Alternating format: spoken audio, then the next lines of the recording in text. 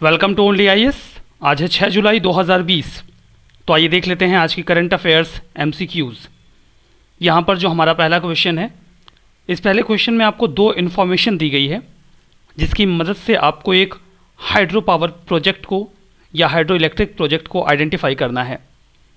यहाँ पर जो पहला स्टेटमेंट है वो ये कहता है कि हम जिस भी हाइड्रो पावर प्रोजेक्ट की बात कर रहे हैं, ये पहला hydro power joint venture project है जो कि भूटान के बहुत ही कम डेवलप्ड ईस्टर्न रीजन में तैयार किया जा रहा है, जिसे ट्रांसी यांगसे के नाम से जाना जाता है। दूसरा स्टेटमेंट ये बोलता है कि ऐसा पहली बार है जब इंडिया और भूटान के बीच में हाइड्रो पावर प्रोजेक्ट जो कंस्ट्रक्ट किया जा रहा है वो 50-50 बेसिस पर एक जॉइंट वेंचर के माध्यम से किया जा रहा है, ना कि गवर्नमेंट टू गवर्नमेंट एग्रीमेंट के माध्यम से। मतलब एक कंपनी बना दी जाएगी जो इसे डेवलप करेगी, ऐसा कहा जा रहा है। तो आप आइडेंटिफाई करिए हम किसकी बात कर रहे हैं। मांगदेशु हाइड्रो इलेक्ट्रिक प्रोजेक्ट, दाक्षू हाइड्रो इलेक्ट्रिक प्रोजेक्ट या हाइड्रो पावर प्रोजेक्ट, और कोलोंगचू हाइडल प्रोजेक्ट। चौथा ऑप्शन है Mugu Karnali hydro electric project. तो बताइए कौन सा ऑप्शन सही है। अगर आपने पढ़ा होगा तो अब तक आप अपना जवाब चुन चुके होंगे। सी इज़ द करेक्ट आंसर। कोलोंगचू या खोलोंगचू यू कैन से, जो हाइडल प्रोजेक्ट है, हम उसके बारे में ये बात कर रहे हैं। यही हाल फिलहाल में न्यूज़ में था। एक बात मैं आपको और बताता हूँ। अब यहाँ पर तो देखिए 3 ऑप्शंस ही मैंने ऐसे रख दिया, आप एलिमिनेट नहीं कर पाओगे। लेकिन अगर कहीं पर आपको इंडिपेंडेंट वे में कहीं भूटान का प्रोजेक्ट आपको मिलता है तो आप इस चीज़ से भी आइडेंटिफाई कर सकते हैं। अगर आपको किसी प्रोजेक्ट में लास्ट में छू मिले, CHU, तो आप समझ जाइएगा कि इसका कनेक्शन कहीं ना कहीं भूटान से ज़रूर होगा। खैर ये चीज़ आपको यहाँ पर मदद नहीं करेगी क्योंकि यहाँ पर मैंने 3 ऑप्शंस में ही छू लगा दिया था, बट किसी इंडिपेंडेंट क्वेश्चन में ये आपकी हेल्प कर सकता है। तो कोलोंगचू या खोलोंगचू हाइडल प्रोजेक्ट के बारे में हम बात कर रहे हैं। ये न्यूज़ में इसलिए था बिकॉज इंडिया और भूटान ने अभी इसे कंस्ट्रक्ट करने की तैयारी कर ली है। ये एक run of the river project है, मतलब पानी को बहुत ज़्यादा इकट्ठा नहीं किया जाएगा, पानी फ्लो में बहता रहेगा और उसी की मदद से जो इलेक्ट्रिसिटी है उसको जनरेट किया जाएगा। क्योंकि वहाँ का टेरेन टफ है और इसीलिए run of the river project establish करना वहाँ पर आसान है। खोलोंगचू रिवर ही है जिस पर स्टैब्लिश किया जा रहा है और उसी की वजह से इसका नाम भी यही रखा गया है। 2 कंपनीज मिलकर एक जॉइंट वेंचर बनाएंगे और वही इसे डेवलप करेगा। भूटान की ओर से ड्रक ग्रीन पावर कॉरपोरेशन होगा और इंडिया की ओर से सतलुज जल विद्युत निगम लिमिटेड होगा। ये first hydro power joint venture project है, वो हमने देखा। बाकी के जो स्टेटमेंट हैं वो तो करेक्ट ही हैं, ठीक है। दूसरा जो क्वेश्चन है उसमें आपसे औरंगुटन के बारे में कुछ पूछा गया है और आपसे ये कहा गया है कि बताइए कौन सा स्टेटमेंट यहाँ पर इनकरेक्ट है, सही नहीं है। पहला स्टेटमेंट ये कहता है कि औरंगटन्स माइग्रेटरी एनिमल्स नहीं होते हैं। दूसरा ये कहता है कि ये इंडिया के नेटिव होते हैं। और तीसरा ये बोलता है कि जितने भी प्रकार के औरंगटन्स पाए जाते हैं वो क्रिटिकली इंडेंजर्ड हैं, मतलब ऑल काइंड्स ऑफ औरंगटन्स। और चौथा है नन, मतलब कोई भी इनकरेक्ट नहीं है। इसका इंडिकेशन यह है कि 3 के तीनों जो भी स्टेटमेंट आपके सामने हैं ये तीनों सही हैं। तो अपना जवाब बताइए। अब अगर आप गेस करने की कोशिश करेंगे तो इस क्वेश्चन को थोड़ा ऐसे फ्रेम किया गया है कि आप कंफ्यूज हो जाएंगे। जैसे अब आपके मन में शंका हो सकती है कि हो सकता है ये माइग्रेटरी हो और यहाँ पर इन्होंने नॉट लगा के पूछ लिया है। हो सकता है ये इंडिया का नेटिव ना हो, यहाँ पर नेटिव बोल दिया है, ठीक है। या ये भी हो सकता है कि ऑल कह रहे हैं, मतलब कुछ ऐसी कैटेगरीज भी हों जो क्रिटिकली इंडेंजर्ड ना हों। अब गेस करिए क्या हो सकता है। एक्चुअली में ये ऑल वाला स्टेटमेंट आपको लगेगा कि गलत हो सकता है, बट ये सही है। 3 टाइप्स के औरंगटन्स पाए जाते हैं और 3 के तीनों ही क्रिटिकली इंडेंजर्ड हैं, तो ये तो सही निकल गया। और ये माइग्रेटरी एनिमल्स नहीं होते। अगर आपको औरंगटन पता है कि क्या होता है तो आप समझ जाओगे कि माइग्रेटरी एनिमल तो नहीं होगा। जो औरंगटन्स हैं वो इंडिया के नेटिव हैं। ये स्टेटमेंट गलत है, ये इंडिया के नेटिव नहीं है। तो इस लिहाज से जो आपका ऑप्शन करेक्ट निकलेगा दैट विल बी बी। औरंगटन्स जो होते हैं वो देखिए ये जीव है, इसे ही औरंगटन कहा जाता है। तो ये यूजुअली एक जगह पर रहना पसंद करते हैं। औरंगटन्स इंडिया के नेटिव नहीं हैं। हाल ही में एक औरंगटन जो कि नंदाकानन जू में हुआ करता था उड़ीसा में, उसकी भी मौत हो गई। उसे सिंगापुर से भारत लाया गया था। औरंगटन्स कोई माइग्रेटरी एनिमल्स नहीं होते हैं। ये डिफॉरेस्टेशन की वजह से काफ़ी सफ़र कर रहे हैं। औरंगटन्स के डिस्टिंक्टिव रेड फर्स होते हैं, आप देखिए इस इमेज में भी लाल कलर के इनके फर होते हैं और ये ज़्यादातर समय पेड़ों पर रहना पसंद करते हैं। World wild fund for nature के मुताबिक इनकी 3 स्पीसीज पाई जाती हैं, बोर्नियन, सुमात्रन और तपनुली, ठीक है। और ये सभी के सभी क्रिटिकली इंडेंजर्ड डिक्लेयर किए गए हैं IUCN की रेड लिस्ट में। ये केवल बोर्नियो और सुमात्रा के रेन फॉरेस्ट में ही हाल फिलहाल में पाए जाते हैं।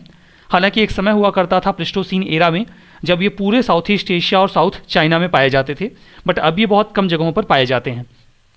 जो अगला क्वेश्चन है वो PDPS के बारे में है, प्राइस डेफिशिएंसी पेमेंट स्कीम के बारे में है। पहला स्टेटमेंट ये बोलता है कि ये एक हेज प्राइस रिस्क है जो फार्मर्स को पे किया जाएगा अगर वो अपनी फसल को MSP से कम दाम में बेचते हैं, तो डिस्ट्रेस सेल करते हैं, तो जो भी पैसा उन्हें कम मिलेगा वो सरकार उनको दे देगी। दूसरा ये है कि जो स्कीम है इसमें सभी प्रकार के ऑयल सीड्स कवर किए गए हैं जिसके लिए जो MSP के लिए नोटिफाइड होते हैं, मतलब जिन पे भी MSP मिलता है उन सभी के लिए PDPS स्कीम इम्प्लीमेंटेड होगी। बताइए कौन सा स्टेटमेंट करेक्ट है, कौन सा इनकरेक्ट है।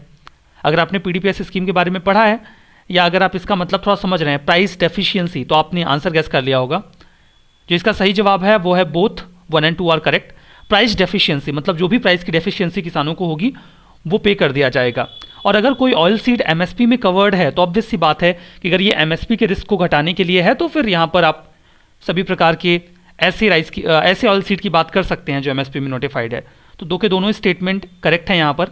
देखिए मध्य प्रदेश सरकार ने एक भावांतर भुगतान योजना लॉन्च किया था जिसमें होता यह है, मैं आपको बताता हूँ कि सरकार को किसानों से MSP पर मतलब एक सर्टेन प्राइस पर, मिनिमम प्राइस पर खरीदना होता है फसल को ताकि किसानों को नुकसान ना हो। अगर उनकी कीमत किसी फसल को बोने में 5 रुपये आई है या 7 रुपये आई है तो सरकार कोशिश करती है कि हम उनको 15 रुपये तो एटलीस्ट ज़रूर दे दें उस फसल का, ठीक है।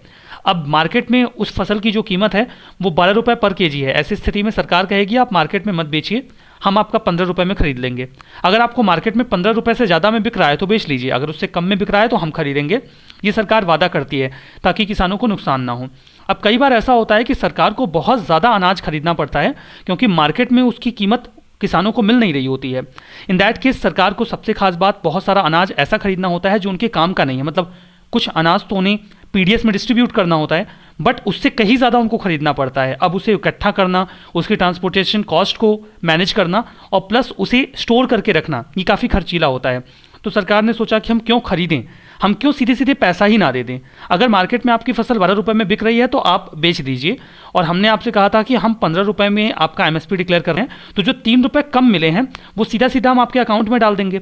अब इससे सरकार के कई सारे खर्चे बच जाएंगे, उन्हें एक्सेस प्रोक्योरमेंट नहीं करना पड़ेगा, उन्हें ट्रांसपोर्टेशन कॉस्ट नहीं पे करनी पड़ेगी, उन्हें इतने ज़्यादा मात्रा में जो ग्रेन है उसे इकट्ठा करके रखना नहीं पड़ेगा। तो ये सारे फायदे सरकार को हो जाएंगे ऐसी स्कीम से।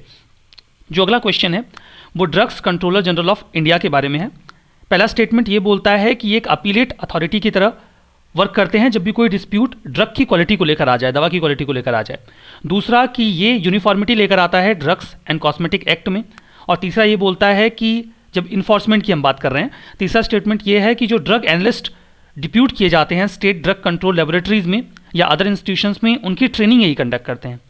तो बताइए कौन सा स्टेटमेंट सही है, कौन सा गलत है। एक्चुअली में ये 3 के तीनों ही स्टेटमेंट करेक्ट हैं, लग भी रहे होंगे कि तीनों ही सही होंगे।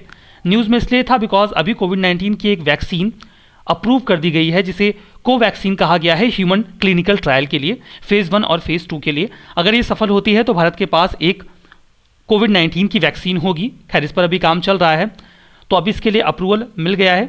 DGCI मैन्युफैक्चरिंग, सेल, इंपोर्ट और डिस्ट्रीब्यूशन जो ड्रग्स का इंडिया में है उसके लिए स्टैंडर्ड्स सेट करती है, एक प्रकार की रेगुलेटरी बॉडी है, ठीक है। यहाँ पर अगला question attorney general of India के बारे में है। पहला स्टेटमेंट ये बोलता है कि अटॉर्नी जनरल ऑफ इंडिया एक ऐसा व्यक्ति ही हो सकता है जिसके पास हाई कोर्ट का जज बनने की काबिलियत हो, योग्यता हो। दूसरा स्टेटमेंट कि ये मतलब कॉन्स्टिट्यूशन में इनको किस प्रकार से हटाया जा सकता है इसका कोई ग्राउंड नहीं बताया गया है। अब बताइए कौन सा स्टेटमेंट सही है, कौन सा गलत है। वैसे तो ये न्यूज़ में रहे थे बट सिंपल पॉलिटी क्वेश्चन है ये, मतलब ये चीज़ें आपने पॉलिटी में इन जनरल पढ़ी होंगी, तो बताइए अगर पढ़ी हैं तो। सही जवाब अगर आपने सोच लिया हो तो मैं आपको बता देता हूँ। यहाँ पर जो पहला स्टेटमेंट है वो इनकरेक्ट है क्योंकि इनके पास सुप्रीम कोर्ट का जज होने की योग्यता होनी चाहिए, ना कि हाई कोर्ट का। बाकी ये दूसरा तो सही है, कोई ग्राउंड नहीं बताया गया है। देखिए अभी हाल ही में सीनियर एडवोकेट के वेणुगोपाल को अटॉर्नी जनरल ऑफ इंडिया बनाया गया 1 साल के लिए, that's why it was in news. यहाँ पर article 76 attorney general of India के बारे में बात करता है। इनका अपॉइंटमेंट प्रेसिडेंट करते हैं, इनको कैसे रिमूव किया जाएगा कॉन्स्टिट्यूशन में नहीं बताया गया है।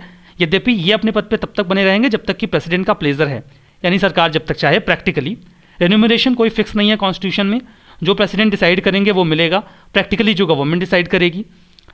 ये गवर्नमेंट ऑफ इंडिया को एडवाइस करते हैं लीगल मैटर्स में, और भी जो लीगल ड्यूटीज़ इनको परफॉर्म करने को कहा जाएगा प्रेसिडेंट के द्वारा, या फिर कॉन्स्टिट्यूशन या किसी लॉ में अगर कोई ड्यूटी इनको फंक्शन कन्फर किया गया है तो वो उसको भी पूरा करेंगे। ये इंडिया के किसी भी कोर्ट में जाकर सुनवाई कर सकते हैं, ये दोनों हाउसेस की पार्लियामेंट की प्रोसीडिंग में पार्ट ले सकते हैं, ज्वाइंट सिटिंग में भी बैठ सकते हैं, कमेटीज़ में भी जा सकते हैं, लेकिन इनके पास वोट करने का अधिकार नहीं होगा। एक मेंबर ऑफ पार्लियामेंट को जो भी प्रिविलेजेस या इम्यूनिटीज़ मिलती हैं इनको भी मिलेंगी। इन्हें गवर्नमेंट सर्वेंट कंसीडर नहीं किया जाता। इन दैट केस ये प्राइवेट प्रैक्टिस भी कर सकते हैं, लेकिन सरकार के खिलाफ नहीं। ठीक है, तो ये तो बेसिक बातें। अगला क्वेश्चन ये कहता है कि ओरछा एक टाउन है मध्य प्रदेश का, वो एक पैक्युलर स्टाइल बुंदेल स्टाइल जो बुंदेल डायनेस्टी की है उसे पोर्ट्रे करता है। ये किस नदी के किनारे है? नर्मदा नदी, बेतवा नदी, शिप्रा नदी, माही नदी। फैक्चुअल क्वेश्चन है, पता होगा तो ही कर पाएंगे। सही जवाब बी है, बेतवा रिवर। बेतवा रिवर के किनारे आपको ओरछा ये मध्य प्रदेश का टाउन मिलेगा। देखिए ओरछा जो मॉन्यूमेंट्स हैं ये काफ़ी फेमस है अपनी एक यूनिक स्टाइल के लिए। न्यूज़ में इसलिए था बिकॉज अभी हाल फिलहाल में इन्हें यूनेस्को के tentative list of world heritage site में जगह दे दी गई, क्योंकि एएसआई ने इसके लिए प्रपोजल रखा था। ओरछा मध्य प्रदेश का टाउन है। ओरछा जो है वो बेतवा नदी के किनारे सिचुएटेड है, और किंग जो थे वहाँ के रुद्र प्रताप जो कि बुंदेल डायनेस्टी से बिलोंग करते थे, उन्होंने इसे स्टैब्लिश किया था। कुछ और भी इंपॉर्टेंट पैलेसेस हैं वहाँ पर, लाइक जहांगीर पैलेस, राजमहल, शीश महल और राय प्रवीण महल। देखिए वैसे भगवान राम की पूजा हम लोग भगवान के रूप में तो सभी लोग करते हैं, लेकिन वहाँ पर भगवान राम को राजा राम के रूप में पूजा जाता है, और उसके लिए श्री राम राजा मंदिर भी वहाँ पर है। ठीक है, बुंदेल डायनेस्टी जो है वो सेंट्रल इंडिया का एक क्लैन था जो कि बुंदेलखंड रीजन में आता है। 16वीं सेंचुरी में वहाँ पे हुआ करता था। ये रीजन सेंट्रल इंडिया में है जो कि मध्य प्रदेश और उत्तर प्रदेश दोनों को कवर करता है। हालांकि बड़ा हिस्सा आपको मध्य प्रदेश में मिलेगा। झांसी इस रीजन की या बुंदेलखंड ये जो रीजन है उसकी सबसे बड़ी सिटी है। वीर सिंह देव जो थे वो जहांगीर के बहुत अच्छे दोस्त थे और अकबर की मदद के लिए वो लड़े भी हैं, जो कि बुंदेल डायनेस्टी से बिलोंग करते थे, राजपूत क्लैन है ये। अगला क्वेश्चन सांस्कृतिक सद्भाव मंडप के बारे में है। पहला स्टेटमेंट ये बोलता है कि various socio economic cultural activities के माध्यम से जो डेवलपमेंटल ट्रेनिंग है, कोचिंग है, रिलीफ एक्टिविटीज़ हैं डिजास्टर के दौरान, वो प्रोवाइड करवाई जाएंगी इस प्लेटफॉर्म का इस्तेमाल करके। दूसरा स्टेटमेंट ये बोलता है कि एक प्रकार का कम्युनिटी सेंटर है जिसे मिनिस्ट्री ऑफ कल्चर ने इस्टेब्लिश किया है। बताइए कौन सा स्टेटमेंट सही है, कौन सा गलत है। यहाँ पर पहला स्टेटमेंट बड़ा जनरल सा है, सही है। मैंने कहा था जब भी मिनिस्ट्री आए तो सोचिएगा कि क्या कोई और हो सकती है। खैर यहाँ पर आपके लिए थोड़ा मुश्किल होगा क्योंकि सांस्कृतिक सद्भाव लिखा हुआ है तो आपको लगेगा कि मिनिस्ट्री ऑफ कल्चर ही होगा, बट ये गलत है क्योंकि ये माइनॉरिटीज़ के लिए है। तो जो माइनॉरिटीज़ की मिनिस्ट्री है वो इसके लिए वर्क करती है। दूसरा स्टेटमेंट इनकरेक्ट है, only one will be the correct answer. Minority affairs ministry जो है वो इसके लिए वर्क कर रही है प्रधानमंत्री जन विकास कार्यक्रम के तहत। प्रधानमंत्री जन विकास कार्यक्रम एक सेंट्रली स्पॉन्सर्ड स्कीम है। ठीक है, जो अगला प्रश्न है वो ग्लोबल इन्वायरमेंट आउटलुक और एमिशन गैप रिपोर्ट के बारे में है। आपसे पूछा गया है कौन पब्लिश करता है। आपके पास चॉइसेस हैं, world economic forum, UNEP, global environment facility and world wide fund for nature. सही जवाब चुनिए। रिपोर्ट्स या आउटलुक इन पर प्रश्न पूछे जाते हैं तो आपको इसके लिए तैयार रहना होगा। यहाँ पर सही जवाब यूएनईपी है। तो यूएनईपी के बारे में कुछ बेसिक बातें, 1972 में इसे स्टैब्लिश किया गया था स्टॉकहोम कॉन्फ्रेंस के बाद। एक कैनेडियन बिजनेसमैन थे, फिलैंथ्रोपिस्ट थे, उन्होंने इसे स्टैब्लिश किया था। रिस्पॉन्सिबिलिटी है जो भी इन्वायरमेंट से एसोसिएटेड इशूज़ हैं वो उस पर आवाज़ उठाते हैं। 1988 में इन्होंने वर्ल्ड मेट्रोलॉजिकल ऑर्गेनाइजेशन के साथ मिलकर IPCC intergovernmental panel on climate change का भी गठन किया। ये इंप्लीमेंटिंग एजेंसी है जीईएफ ग्लोबल इन्वायरमेंट फैसिलिटी के लिए, multilateral fund for implementation of Montreal protocol और इंटरनेशनल साइनाइड मैनेजमेंट कोड, इन सभी के लिए इंप्लीमेंटिंग एजेंसी यूएनईपी ही है। अगला प्रश्न मैपिंग पर है। आपसे वेल्ड के बारे में प्रश्न पूछा गया है कि जो वेल्ड है या वेल्ट, ये एक ओपन रूरल लैंडस्केप है, फ्लैट एरिया है जहां पर ग्रास और लो स्क्रब आपको मिलेगा। ये कौन से देशों में फैला हुआ है? आपके ऑप्शंस हैं South Africa, Lesotho, Botswana, Libya, Egypt, Niger, Cameroon, Chad, Mali, Ethiopia, Somalia, Sudan. सही जवाब चुनिए। अगर आप वेल्ड की लोकेशन प्लॉट कर पा रहे हैं अपने दिमाग में तो आपको ये याद आ रहा होगा कि ये साउथ में है, कम से कम साउथ अफ्रीका में है, और साउथ अफ्रीका में है तो यहाँ पर चॉइसेस में साउथ अफ्रीका सिर्फ एक में ही है, तो A will be the correct answer. Map में देखेंगे तो ये कई सारी और कंट्रीज़ में फैला हुआ है। ये आपको जो जिम्बाब्वे है, बोत्सवाना है, लेसाथो, वहाँ पर भी मिलेगा, बट यहाँ पर जो आपको चॉइसेस दी गई हैं आपको उतने में ही चुनना था। ठीक है, जो अगला प्रश्न है वो सवाना के बारे में है। पहला स्टेटमेंट ये बोलता है कि एक मिक्स्ड वुडलैंड ग्रासलैंड इकोसिस्टम है जहाँ पे बहुत क्लोज्ड कैनोपी पाई जाती है, इसीलिए वहाँ पर जो रोशनी है वो भी ज़मीन तक नहीं पहुँच पाती है। दूसरा ये है कि अर्थ का जो लैंड एरिया है उसका 20% अप्रॉक्सीमेटली सवाना कवर करता है। तो बताइए कौन सा स्टेटमेंट सही है, कौन सा गलत है। मुझे लगता है कि आपने अब तक अपना जवाब चूज़ कर लिया होगा। It's easy to choose. Reason ये है कि अफ्रीका में आपको क्लोज कैनोपी इतनी ज़्यादा तो नहीं मिलेगी, एटलीस्ट सवाना में, कि वहाँ पर लाइट ज़मीन पे ना पहुँच सके। हाँ, आपको पेड़ ज़रूर मिलेंगे, लेकिन इतने नहीं कि वो लाइट को रोक सकें। दूसरी बात कि अगर पेड़ इतने घने होंगे तो वो ग्रासलैंड को अच्छे से डेवलप होने नहीं देंगे, तब आप सवाना को बेहतर तरीके से ग्रासलैंड बोल भी नहीं पाएंगे। देखिए इनका जो डिस्ट्रीब्यूशन है वो यहाँ पर है, और पेड़ किस तरीके से पाए जाते हैं, देखिए इस तरीके से पेड़ पाए जाते हैं, लेकिन ये इतने घने नहीं होते कि ग्रासलैंड को पूरी तरीके से कवर कर पाएँ। ठीक है, कुछ कोर्सेस अवेलेबल हैं ओनली IAS पे, DPP, ऑप्शनल्स, PSIR, सोशियोलॉजी और करंट अफेयर्स की टेस्ट सीरीज, आप इसे अवेल कर सकते हैं। कल के लिए मैपिंग में आपको अफ्रीका का पॉलिटिकल मैप तैयार करना है, उससे आपसे प्रश्न पूछे जाएंगे। अपना स्कोर कमेंट बॉक्स में बताना मत भूलिएगा। इस सेशन में बस इतना ही। Thank you very much.